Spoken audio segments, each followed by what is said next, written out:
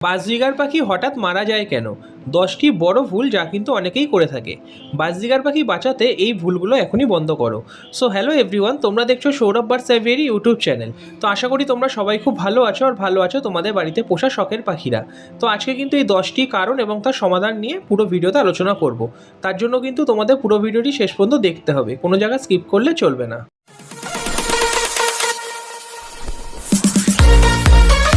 তোমাদের বাজরিগার পাখিটা কি হঠাৎ করে মারা যাওয়ার ফলে তোমরা কি ভয়ে ভয়ে আছো? কখন কি হয়ে যায়?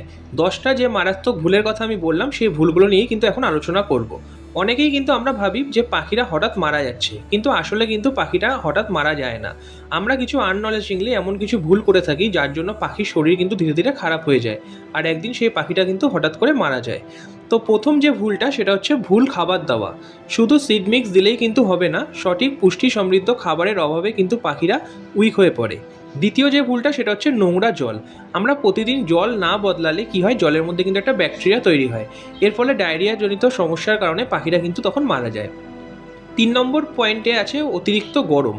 এখন যে হারে গরমটা পড়ছে, মোটামুটি 35°C প্লাস তাপমাত্রা কিন্তু পাখিরা নিজেদের সার্ভাইভ করতে পারে না পরিবেশে।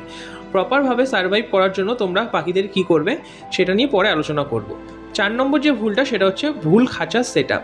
অনেকেই কিন্তু আমরা ছোট খাঁচা ব্যবহার করি এবং একটু বড় ব্যবহার করলেও কিন্তু একসাথে অনেক পাখি রেখে দিই, যাতে কিন্তু বাতাস ঠিকঠাকভাবে চলাচল করতে পারে না। এর ফলে পাখিদের শরীরে একটা স্ট্রেস পড়ে, ব্রিথিং প্রবলেমের জন্য কিন্তু পাখিরা মারা যায়। 5 নম্বর যে পয়েন্টটা সেটা হচ্ছে হঠাৎ খাবার চেঞ্জ করে দেওয়া। একদিনে আমরা কি করি, ডায়েট চার্ট যদি চেঞ্জ করে দিই পাখিদের, হঠাৎ করে যদি কোনো ভালো খাবার দিয়ে দিই, পাখিদের কিন্তু ডাইজেশন প্রবলেম হতে পারে। তো এই কারণেও কিন্তু অনেক পাখি মারা যায়। 6 নম্বর যে পয়েন্টটা সেটা হচ্ছে অসুস্থ পাখিকে আমরা আলাদা করি না। একটা পাখি যখন আমরা দেখি একটু অসুস্থ হয়ে পড়ছে, তখন কিন্তু একসাথে সব খাঁচার মধ্যে একসাথেই কিন্তু পাখিদের সাথে রেখে দিই। এর ফলে কিন্তু যে পাখিটা অসুস্থ সেটা তো আরও অসুস্থ হয়ে পড়বে, এছাড়া সাথে ভালো পাখিগুলো কিন্তু আক্রান্ত হতে পারে। 7 নম্বরে কি আছে, ওভার মেডিসিন দেওয়া। নিজেই আমরা কি করি, সঠিক জ্ঞানের অভাবে এমন কিছু মেডিসিন দিয়ে দিই, তো সেই মেডিসিনগুলোর ওপর আমাদের কোনো আইডিয়া না থাকার কারণে পাখিরা কিন্তু এর ফলে তাদের শরীর আরও খারাপ হয়ে যেতে পারে।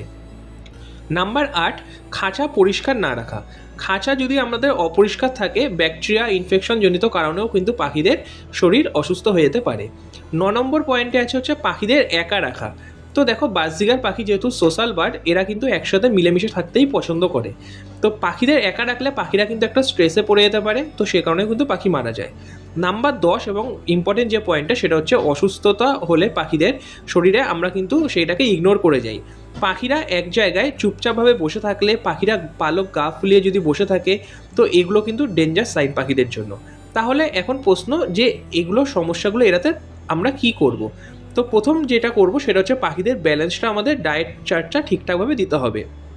এমন খাবার দিতে হবে পাখিদের নিয়মিত কিন্তু সেই খাবারটা মানে পাখিরা ভালো পছন্দ করে। দ্বিতীয় পয়েন্টটি হচ্ছে প্রতিদিন পরিষ্কার জল দেওয়া। জলের বাটি কিন্তু অপরিষ্কার রাখলে একদমই চলবে না। তোমরা দরকার পড়লে রাতেরবেলা পাখির জলের বাটি নামিয়ে রাখবে, পরের দিন সকালবেলা কিন্তু ফ্রেশ জলটা পাখিদের খেতে দেবে। খাঁচা পরিষ্কার রাখা। খাঁচা অপরিষ্কার কিন্তু একদমই রাখা চলবে না। সপ্তাহে একদিন করে হলেও কিন্তু খাঁচা পরিষ্কার করা অবশ্যই দরকার। গরমে হাওয়া চলাচল করতে পারে এমন জায়গায় পাখিদের রাখতে হবে।